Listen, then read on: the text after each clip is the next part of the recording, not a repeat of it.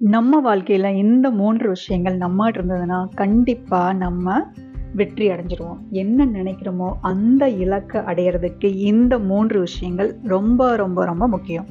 அது நம்ம ஒரு சின்ன கதை மூலம் பார்க்கலாம். ஒரு கிராமத்துல பிரியான்னு ஒரு சின்ன பொண்ணு இருக்கா. அந்த பொண்ணுக்கு ரொம்ப நாளா ஆசை சிறந்த மேடை பேச்சாளர் ஆகணும்னு. ஆனா பெரிய திறமை அவங்ககிட்ட இல்ல அப்பத்திக்கு. முதல் தடவை வாய்ப்பு கிடைக்குது. மேடையில ஏறி பேசுறாங்க. பேசும்போது என்ன ஆகுது, உடனே உடம்பெல்லாம் வேர்த்து போகுது. கை கால்லாம் நடுங்க ஆரம்பிச்சிருச்சு. பேச்சே வரல.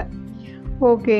அப்போ தோல்விதான். கீழ வந்துட்டாங்க. 2வது வாட்டி மேடைக்கு போகும்போது சத்தமே வரல. நம்ம சொல்லுவோம்ல, வெறும் காத்து தான் வருது அப்படின்னு சொல்லிட்டு, அப்பவும் ரொம்ப அவமானப்பட்டு கீழ வந்துட்டாங்க.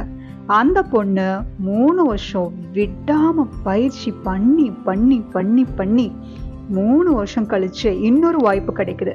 அப்ப ஏறி அவங்க பேசும்போது, அவங்களோட அந்த குரலு, அந்தனோட கண்டென்ட் அப்படியே ஆடியன்ஸ ஒருத்தர கூட அசைய விடாம வச்சிருச்சு.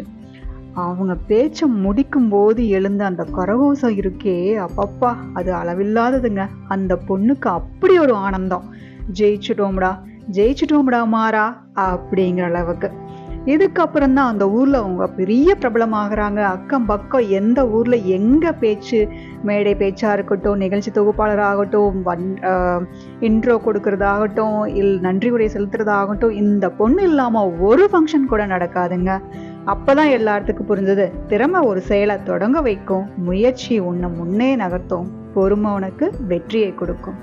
ஆமாங்க, அந்த மிக முக்கியமான 3 வார்த்தைகள்: 1 மடங்கு திறமை, 2 மடங்கு தேடல், 3 மடங்கு பொறுமை.